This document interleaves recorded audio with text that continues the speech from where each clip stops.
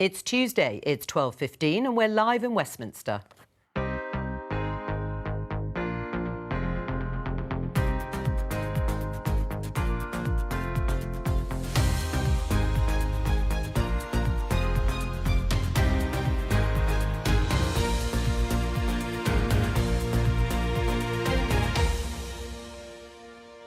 With me today, Conservative MP Mark Harper, Labour leader in the Lords Angela Smith, Gillian Tett of the Financial Times and former Conservative advisor Poppy Trowbridge. The government pushes back the date for lifting COVID restrictions to July the 19th, but will it definitely happen then? We can be confident that the increased level of vaccination that we will have by the 19th of July should allow us to further relax restrictions. But Labour says the delay is the government's fault.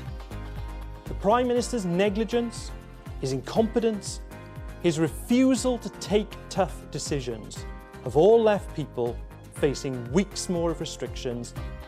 Also today, our first post-Brexit trade deal is signed with Australia.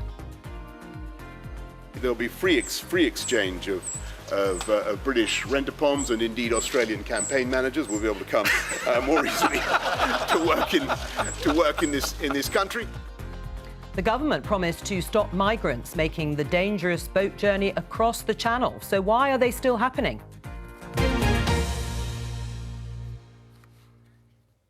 Let's start with the Prime Minister's confirmation yesterday at the press conference that all remaining legal restrictions won't be lifted as the government had set out on June the 21st. The Daily Mail's headline, PM, curbs could go on and on. Tory fury as freedom delayed to July the 19th. My question to start the programme, briefly from all of the guests, is do you think this will be the last delay? Mark? I very much hope so, but I fear not, because the Prime Minister's language he used yesterday is exactly the same as the language he used when he talked about the 21st of June. He said, based on the data he can see. I don't think there was a case for delay. I think the vaccination rollout's going extremely well. The only new piece of data we got yesterday was very positive, which is that the vaccines work as effectively to keep people out of hospital and prevent serious disease against the Delta variant as they do against the Alpha variant. That's fantastic news, and I think that made the case for proceeding on the 21st of June rather than delaying for a further month at a cost, huge cost, to those in our hospitality, particularly our hospitality businesses. Angela, do you think it'll really be the last delay?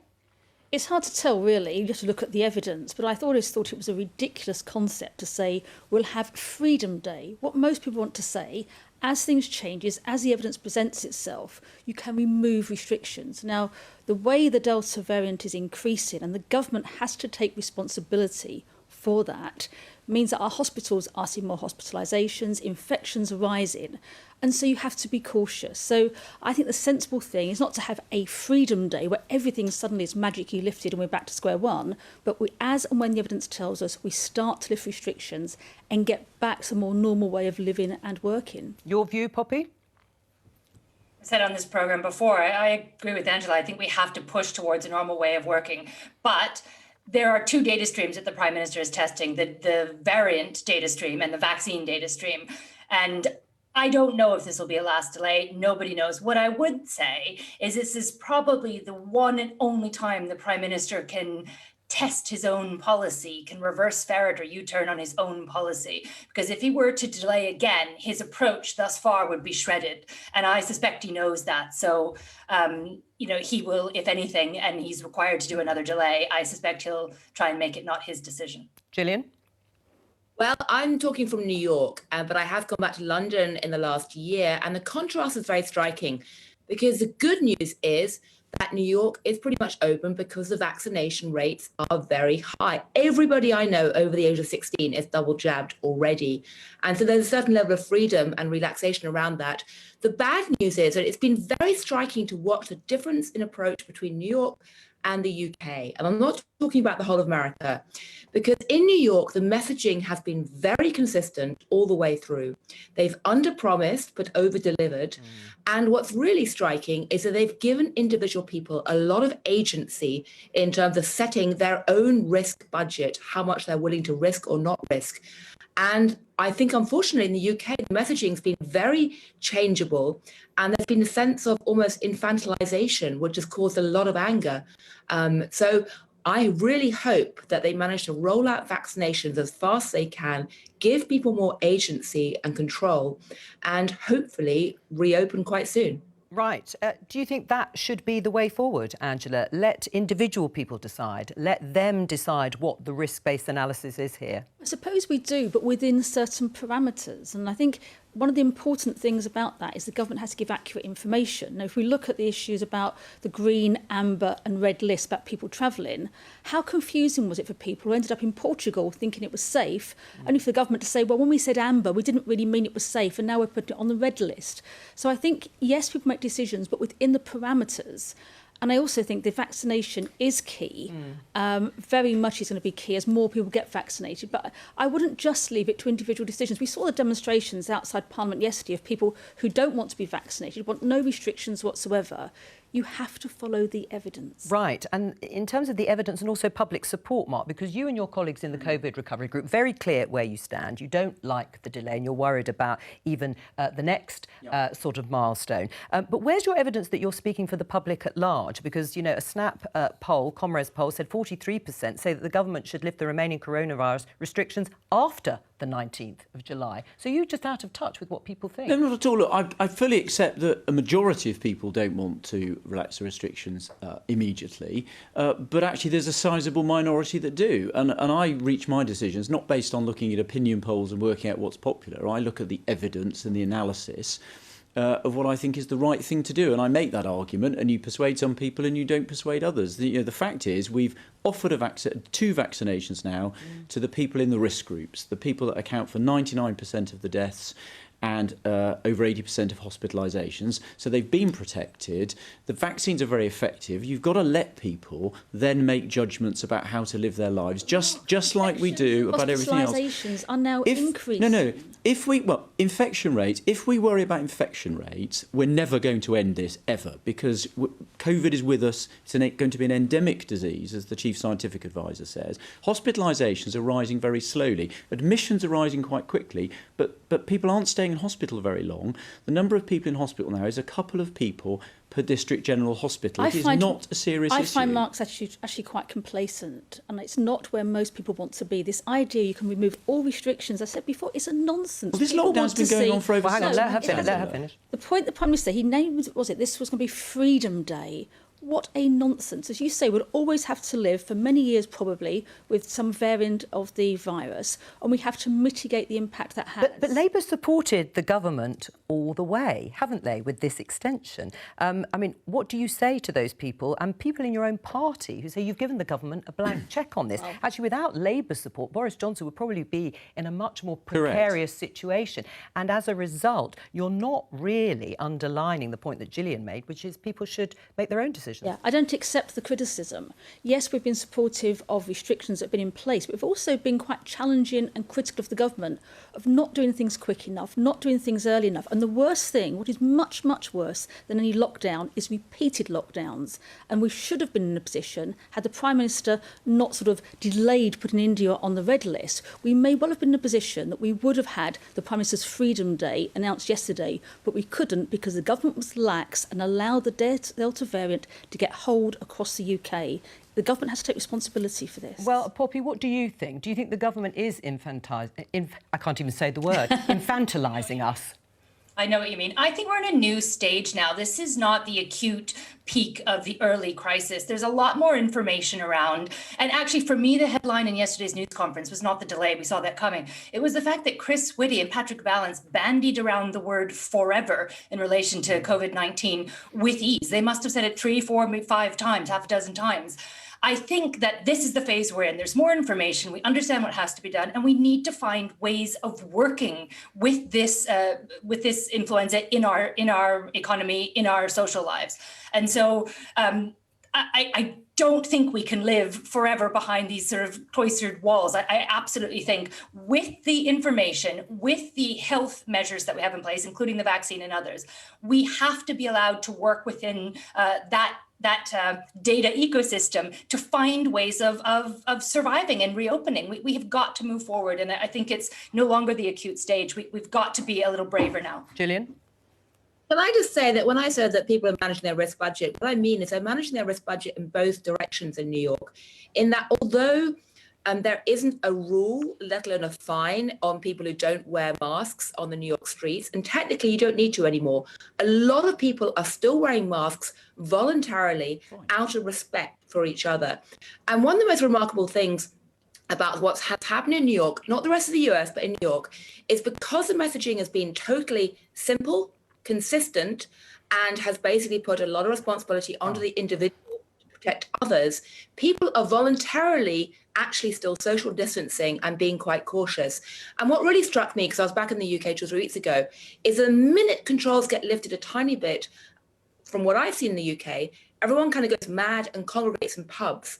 And in a way, there has to be a message about individual responsibility towards other people and having a conscience for your fellow citizens without having rules and fines imposed at the same time. Right. Well, when it comes, though, to managing people's expectations, this headline in the Daily Telegraph is from a year ago. PM will be back to normal by Christmas. I mean, Angela is right. This endless promising and then having to go back because the data certainly proved then before Christmas that infections were rising, leading to hospitalisations and, tragically, deaths. That has been the ongoing problem for the government. Well, look, I think you've got to put it into two different phases. Pre-vaccination, there clearly was a massive link between infections and hospitalisations, clearly.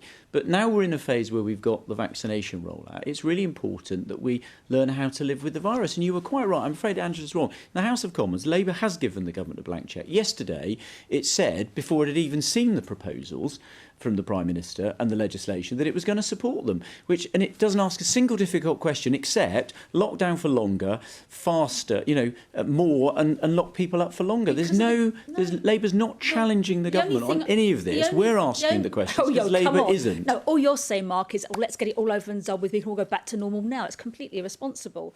I think the challenge for the government is not to overpromise and underdeliver. What I thought was very, very interesting, what Poppy had to say, is in New York they've seen under-promising and, in effect, over-delivering because people have been engaged. Gillian in New York, yeah. Sorry, yes. And I think that's one of the real issues about this government. It constantly promises more than it can deliver. And as for blank cheque, it's only been the Labour Party who've been challenging. All you've said is unlock, back to normal. We've been actually I've been asking questions, Angela. We've been putting proposals forward of how we get to a position where we unlock and we stay unlocked. Well, let's have a look at some of the proposals that you talk about, particularly when it comes to border issues, because the Shadow Home Secretary, Nick Thomas-Symonds, has been laying the blame for the delay announced yesterday on the government's lax border policy. Let's take a listen.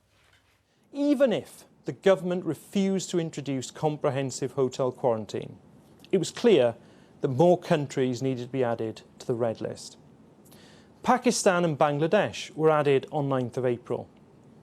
Yet, the Prime Minister waited 14 days to add India.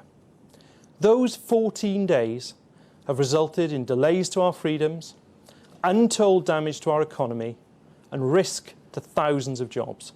Is he right? There was a fortnight failure, Mark. No, I don't think he was. I've listened to ministers very carefully on this. I'd say two things. First of all, I understand the specific decision. It was based on data, and it's all very well putting on your Captain Hindsight spectacles and judging things now when we didn't have the data at the time about the relative risks from different countries.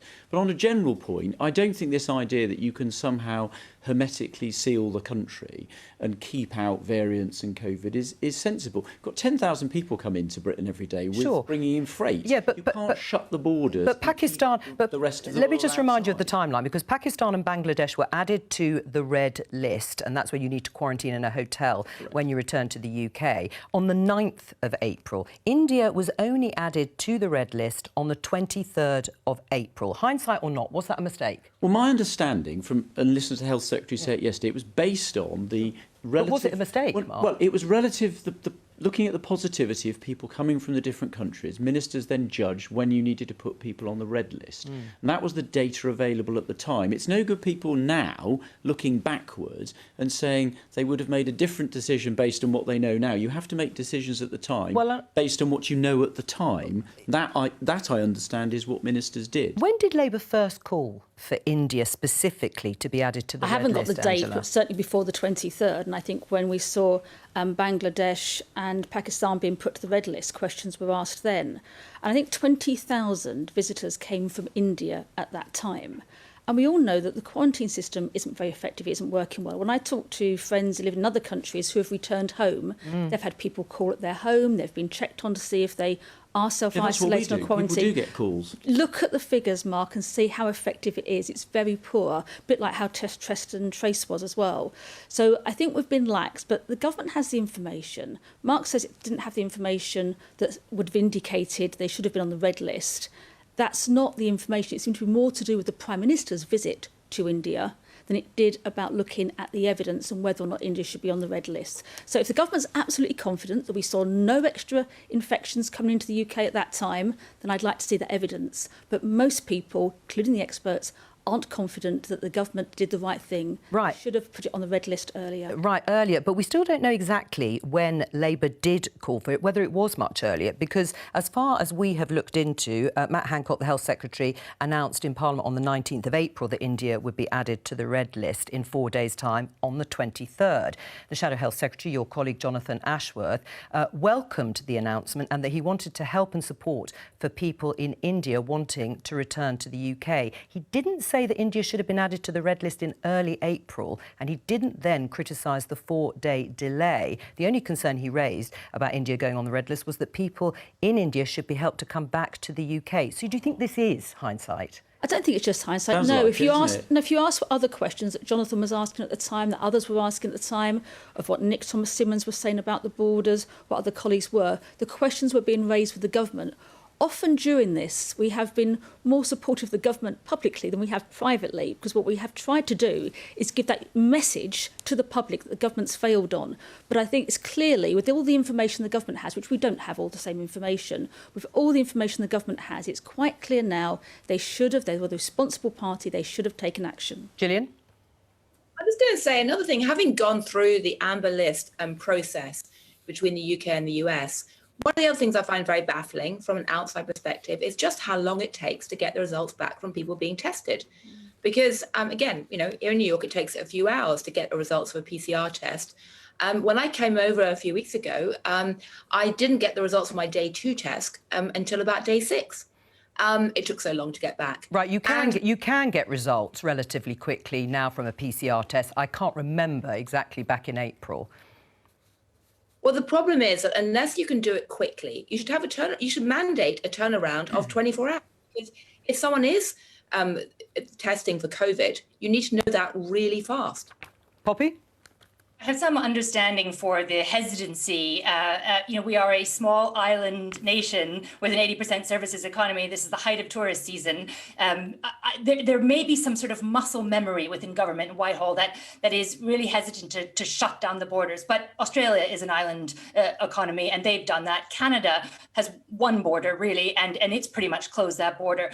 So whilst I have some sympathy for the difficulty of this situation, I do feel quite strongly this is the one policy area that the government really needs to improve, because this situation is not going away. It risks getting much worse later in the year when other countries... We've slightly lost you there at the end, Poppy. I'm sure we'll get you back. Well, you mentioned Australia, and we can bring you the news that a trade deal has been agreed, the terms of it anyway, between the UK and Australia. Boris Johnson, the Prime Minister, met with the Prime Minister of Australia, Scott Morrison, this morning. Here they are, taking their seats in number 10. It's the first post-Brexit agreement to be negotiated from scratch. Let's talk to Darshini David, the BBC's global trade correspondent. Darshini, what are the terms of this deal? It's a really good question, Joe. I mean, handshakes are easy in some ways. It's the fine print that really matters. We've heard all that talk about smoked salmon and biscuits and cars and how it'd be easier to sell goods between the two countries. But ultimately, what does this all mean for consumers and for businesses in both? And as yet, we don't have the detail of this deal. We do have some bare bones. For example, it'll be easier for under 35s, I should say, to travel to Australia for extended periods. But really, when it comes down to the hard and fast number, all we've got is what we've had previously. And on the government's own numbers, we know that perhaps in 15 years' time, we could see an addition of 0.02% to our GDP, our income as a nation. And in terms of lower prices for UK households, well, the government says it could be up to £34 million. What does that mean? Around about £1 per household. I mean, spend it wisely. But perhaps this isn't about the economics per se in the big picture, but more about what it symbolises. The first deal, as you say, from scratch in the post-Brexit era, but also sets the tone and the way for future trade deals as well, because this the UK government has seen as a gateway to that bigger trading group, CPTPP, an organisation of 11 trading nations.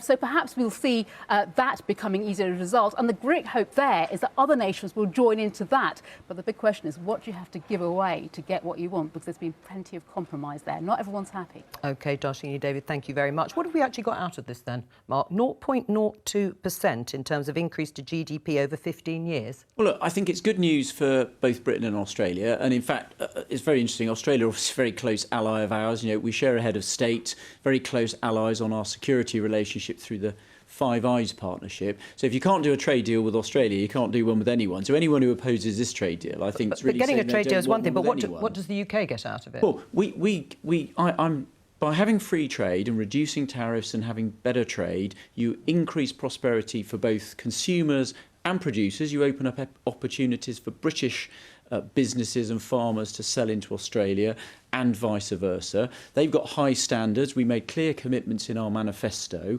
about sticking to those high animal welfare standards. I think it's good news, and it'll be the first of many that we strike around the world, improving the level of free trade, which is good for us, good for the partners, and it's actually good for the world. Right, so Gillian, is this a sort of gateway trade deal in that sense, even if the numbers, we don't really know them as yet, aren't going to be that large at all when it comes to growth of the economy? Well, it's symbolically important and helpful, just like the G7 meeting in Cornwall was symbolically helpful. And if it leads to a wider Asia-Pacific trade deal, which is really the big question now, will the UK join the big Asia-Pacific trade partnership, then it obviously is helpful. But the reality is no one should lose sight of the fact that for a country like Australia, getting a trade deal with the UK is kind of nice, but actually they are very, very focused on the Asian markets and the US market these days.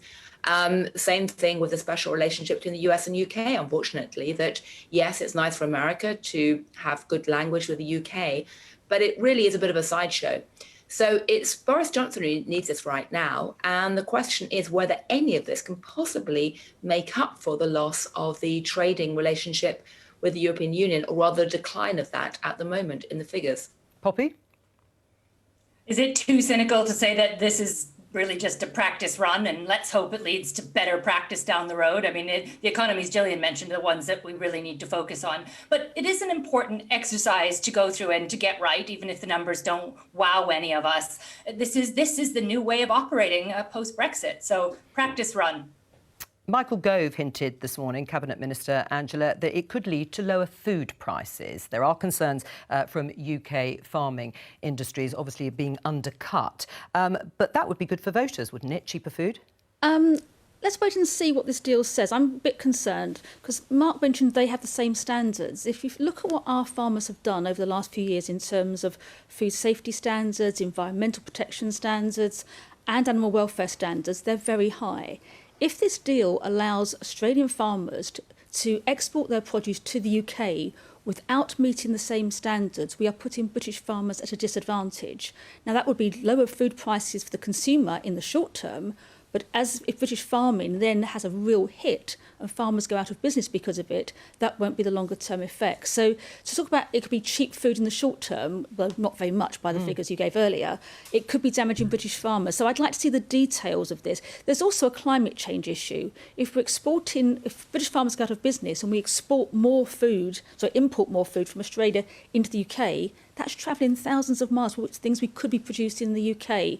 So I'd like to see just how much this does for British farmers, as well as being a trade deal for Australia. Is it really worth undercutting UK farmers for perhaps a few pence off some meat? Well, if it's a few pence, it's clearly not going to make that much difference to prices. But the bigger deal here is Australia has high welfare standards, and we were very clear in our manifesto that we're not going to sign trade deals with people that have low animal welfare standards. And I shall look, now I haven't seen the detail in the same way Angela hasn't either. I will look at the detail very clearly, and I'm absolutely convinced Liz Truss won't have signed anything that doesn't comply with our manifesto commitments. But it's animal welfare standards, about that. environmental protection standards as well, and food safety standards. Those three things have to be incorporated that doesn't disadvantage British farmers. Now, the government also promised that. So we need to see the terms of the deal and see what we get this afternoon. But I'm cautious of welcoming it till we've seen that detail. Right, I mean, is it time for Labour to be more positive in general about post-Brexit announcements and trade deals? We want good deals. But we have to be. You can't have it on one hand say you must accept everything and then not be too critical. We have to see there's a good deal. And I think we need to look at the detail. I'm concerned that the government, in the rush to get a deal, may not always do the best deal for the UK. And the real worry about the Australia deal is not just the Australia deal, but it opens the doors for others, for America, for example. Now, we've already expressed, and the government said it wouldn't happen, about chlorinated chicken, for example, hormone-injected beef. We have been clear that's not going to happen. You've been clear it's not going to happen, but it's not clear if this deal would allow that to happen in a trade deal. So you say it's not going to happen, but you need to see it in the fine print of the trade deal and not jettison principles in order to get a deal, because we do need to open up our markets, we do need to have foreign deals, and the pressure will be on the government to lower standards, and that's where it gets to be difficult for the government and quite a challenge to deliver what it's promised. We're going to talk about something else. Migrants crossing the Channel and arriving in Dover. The numbers have been high this month. A reported 110 people arriving yesterday. We'll show you pictures of that happening while we talk to Simon Jones, who's the BBC's reporter live in Dover. What is the latest situation there, Simon? Well, it's another calm day out there in the Channel, so not surprisingly, we've seen more groups of migrants make the journey by boat from France to the UK. And it's become a pretty common sight from here on the White Cliffs. You spot in the distance on the water people wearing their fluorescent life jackets. They're being brought back to shore by border force. The people are then processed and dispersed around the country. Now, in terms of numbers, around 1,300 people have reached the UK by boat so far this month, bringing the total for this year to around 5,000. That's almost double the figure we saw for the similar period at the start of last year. It is, of course, a very visible way for people to cross the Channel. And, of course, just a little bit of context. Overall, last year, asylum claims in the UK actually fell by a quarter. More people making the journey by boat, but fewer arriving in the backs of lorries. I think there is some real pressure now on the Home Secretary on this issue. Recently in Parliament, there were a string of Conservative MPs who stood up and said that people are fed up and angry about what's happening here in Dover on pretty much a daily basis. The government's big hope is its new plan for immigration, and a key plank of that is the idea that if migrants reach the UK by boat, they will have passed through safe EU countries to get here, and the idea is that then that will count against them and the government will look to return them to those EU states. Now, some human rights lawyers have suggested this could be illegal, but a big problem is at the moment after Brexit there is no deal in place with any EU country to allow these returns. There used to be something called the Dublin regulation. That's no longer enforced. The government said it didn't really work anyway, but as far as we're aware, of the people who have arrived by boat so far this year, around 5,000 of them, not a single one has been returned to an EU nation under any new agreement. Simon, thank you very much. Well, listening to that, Mark, you're a former immigration minister. The new plan for immigration was unveiled by the government in March, including reducing the number of migrants crossing the Channel. Well, that clearly isn't happening. The numbers have been going up. What's gone wrong? Well, it's a couple of things. First of all, I think it's touched on there in the report by Simon. Part of the reason why people are crossing now by boat is because we've actually got some fantastically successful checks to prevent them crossing either on the Eurostar or in the backs of lorries. So actually you push the problem to somewhere else. The fact is this is a tough, difficult problem. It needs to be partly dealt with by legislation, which you've covered in the Home Secretary's plans there, but also hard work with breaking up organised criminal gangs. These people are trafficked by organised criminal gangs, and that work has to be done with our EU partners, but also further upstream with some of the source countries where these people are coming from. Many of them are not refugees. They're young men, often, in seek of a better life. They're economic migrants. They don't actually have a good a claim for asylum, and they shouldn't be coming here, and we need to tackle that upstream. But it's hard, difficult work. There's no point trying to pretend that... Well, it must be, because you were an immigration minister in 2012, 2014, and here we are still discussing it when the numbers are going up. Well, it's like when you deal with any organised criminal gangs, there's no magic bullet that solves the problem. You've got to do hard, difficult work, day after day, working with our partners to keep these things under control and deal with them. And I know the Home Secretary is very focused on it. And the idea that Labour would be tougher on this is for the birds. Right, well, you better answer that. I mean, what would you do in that sense? It's interesting that Mark talks about being tougher on it. It's actually been more organised about it. I think there's an issue, there's a human tragedy here as well, that people are leaving their countries into these boats and trying to get to the UK. We don't know how many don't survive. When you take away the legitimate routes for people, like Dublin's ended, Alf Dubs did an amazing job in the House of Lords of saying that unaccompanied children for family reunification, that has gone. The government has taken that away and put nothing in its place. And I think another thing that has an impact is you have to try and create stability, economic support in those countries where people are coming from. When you cut the budget for international aid, now it would have reduced this year anyway because it was a percentage, 0.7% of the country's income.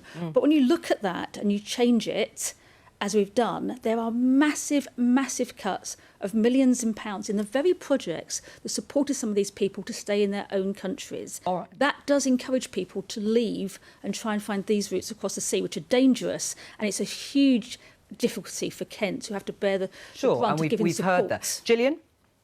Very quickly, I was chatting to the UNHCR, United High Commissioner of Refugees Commissioner, earlier this week.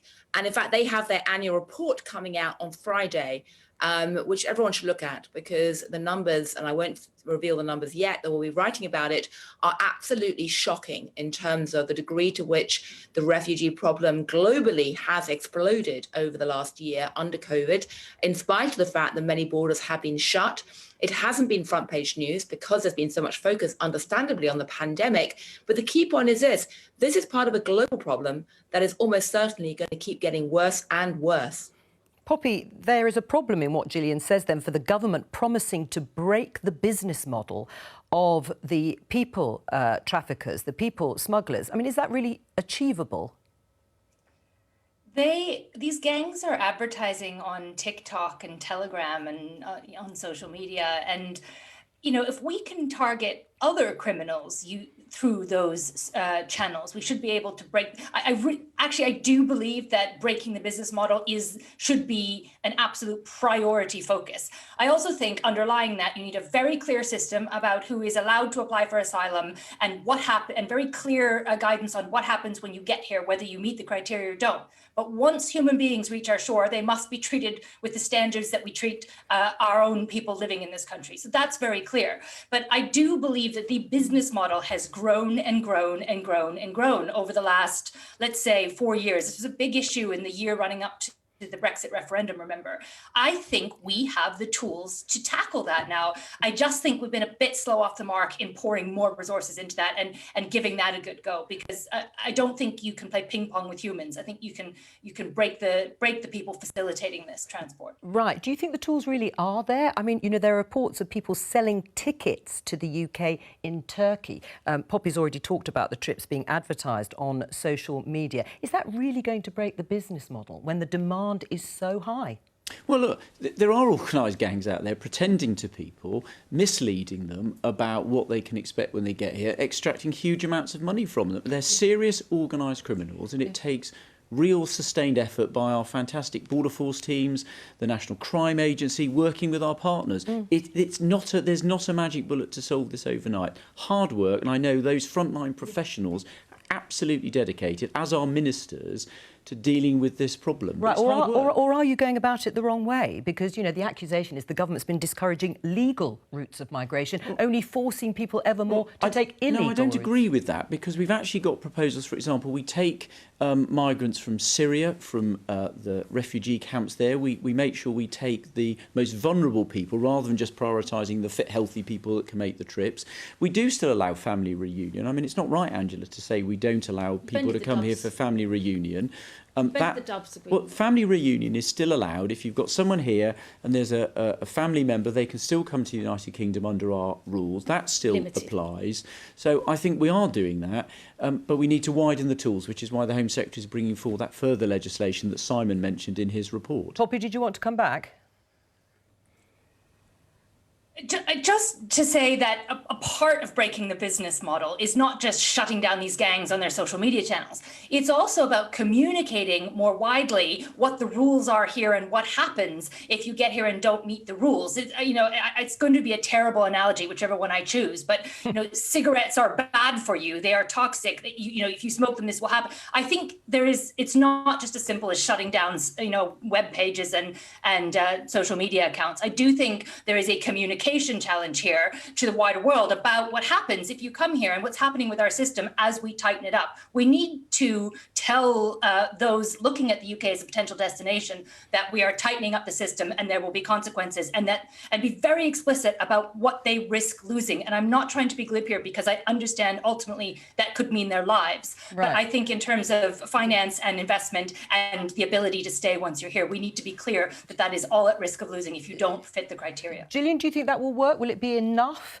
to disincentivise people wanting to make that short channel crossing once they've come to Europe and spent all that money? They do seem to be prepared, many of them, to risk their lives. I think tragically not. And I think there needs to be a much higher level of empathy for what's driving people out. And I'm not making any moral judgment here, but I think the reality is that there's going to be waves and waves of refugees. And that, simply expecting better messaging to stop it, I think is simply not realistic. But Gillian here, I think, made a very, very important point early on. This is an international global issue. And us just saying in the UK, we're going to do X, Y and Z and close our borders isn't going to hack it, basically. It has to be internationally. We've lost out by not being part of the EU, because the agreements we had with the EU are no longer in place. We need to get some kind of global operation here to tackle the gangs, to deal with people in their own countries. We don't do enough. If we were doing it, Mark, it'd be solved.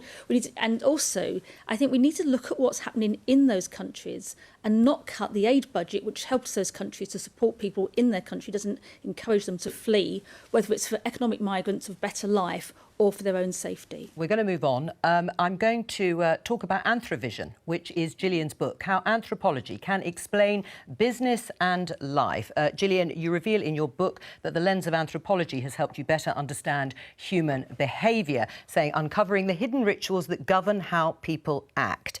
And I just want to show our viewers this headline. It'll all become clear very soon. CBS News. Everyone keeps Googling the word bigly after presidential debate. You will remember that word. I think others say he said big league, but let's use bigly for now. That was between Donald Trump and Hillary Clinton in 2016. Gillian, tell us the response in the Financial Times newsroom to him using that word. Well, my book is basically about how to appreciate what it means to be human in a digital age and how to navigate that. But as part of that, I argue that the cultural assumptions we assume from our surroundings are incredibly important. And that applies to journalists as much as anyone else. So I was sitting in New York with the Financial Times newsroom when Donald Trump said in one of the debates, bigly. And everybody, including myself, in all honesty, laughed instinctively. And what's fascinating is to ask, why did we laugh? Because laughter is something incredibly human. You know, an AI platform can't create a good joke because it really it requires you to be part of a social group with shared assumptions, and you're playing off culture clash and all kinds of contradictions there. And what was embedded in that laughter was a recognition, or not recognition, an instinctive realization, assumption that the only people who have the right to have power are those who have command of words, like journalists, might I say. And the fact is that there was a tremendous resentment in America and in the UK towards, frankly, the elitism and arrogance of people who have command of language. So the fact that I laughed and others laughed both revealed our sort of group affiliation that we hadn't quite articulated, but it also pointed to something else, which was that Donald Trump was tapping into resentments which many of the elites simply weren't even recognizing because of these cultural patterns that are absorbed. And it's back to that usual wonderful Chinese proverb, you know, a fish can't see water. We can't see the biases and assumptions that cloud our vision unless we take real steps to jump out of our lives, out of our fishbowl, and have empathy for other points of view and the way that other people live. And that's one thing that's desperately needed right now in America to heal American politics, but also the UK. In the aftermath of Brexit. Right. Well, it's interesting, isn't it, Poppy? I don't know how you reacted when you heard the word, but there was a debate about what he actually said. Do you think some journalists made an assumption because that's sort of what they wanted him to have said?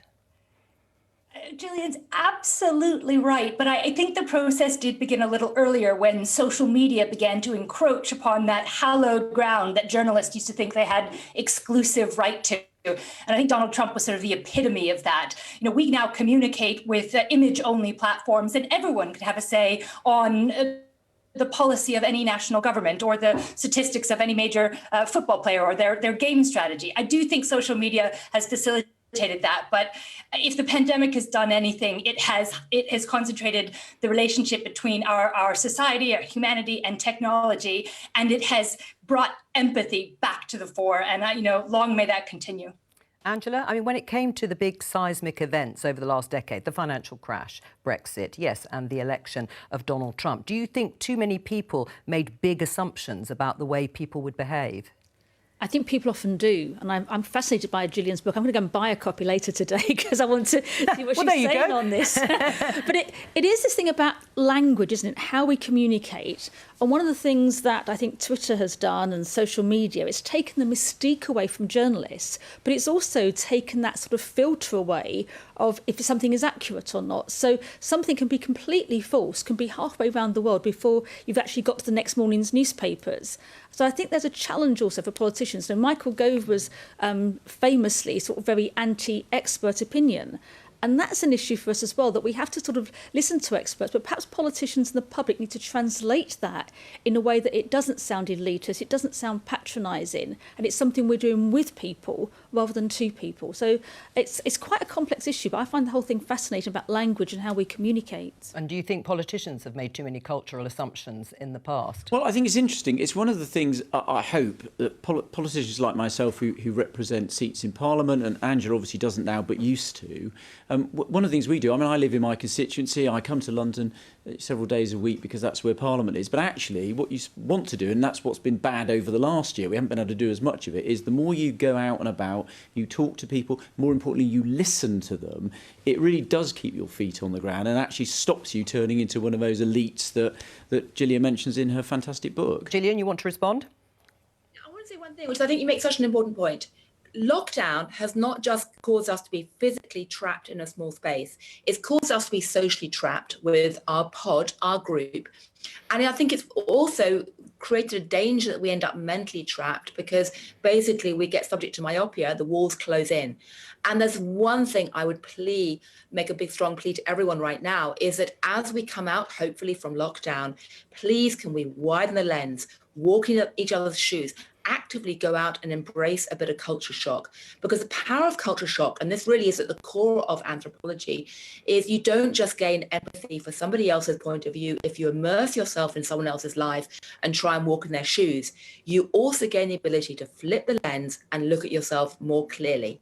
And we really need that right now as we all try to build back better in our families, communities, companies, and nationally. Right. It's going to be But Gillian, people would assume that journalists, for example, and politicians should be doing that already, should be embedded in communities, should be talking to people.